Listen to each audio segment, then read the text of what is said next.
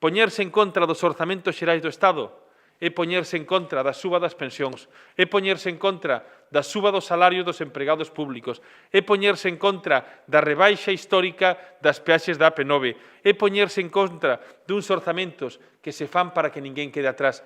Así valorou Gonzalo Caballero a posición do Partido Popular e do Bloque Nacionalista Galego en relación aos orzamentos xerais do Estado.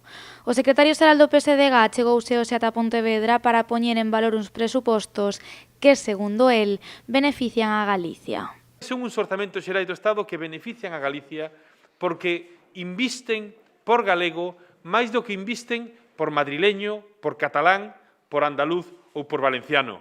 Son uns orzamentos, ademais, que saldan unha débeda histórica.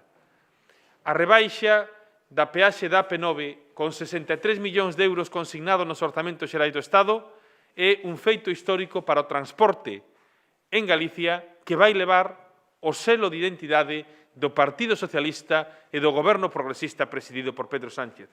Tras o eloxio aos presupostos xerais do Estado, Gonzalo Caballero aproveitou esta rolda de prensa para facer o contrario cos orzamentos da Xunta.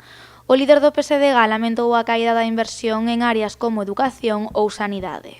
Son uns orzamentos da Xunta nos que a sanidade e a educación perden peso relativo no conxunto dos gastos da Xunta de Galicia e, ademais, no que hai algunhas partidas nas que se recortan os fondos, que é algo que non pode ser de recibo.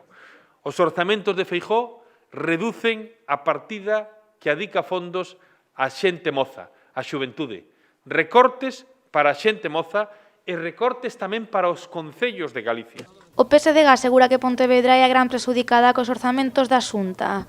De feito, o secretario xeral do PSOE lamentou o maltrato do goberno galego con esta provincia, e en especial coa sanidade.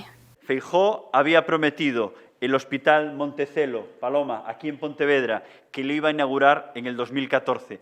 En los presupuestos de este año le da una patada para adelante y dice que con suerte puede estar en el 2024. Y en estos momentos el Hospital del Salnés, en estos presupuestos, escasamente tiene 1 millón de euros, la menor dotación prevista para todos los hospitales de la comunidad autónoma, para todos los hospitales de Galicia.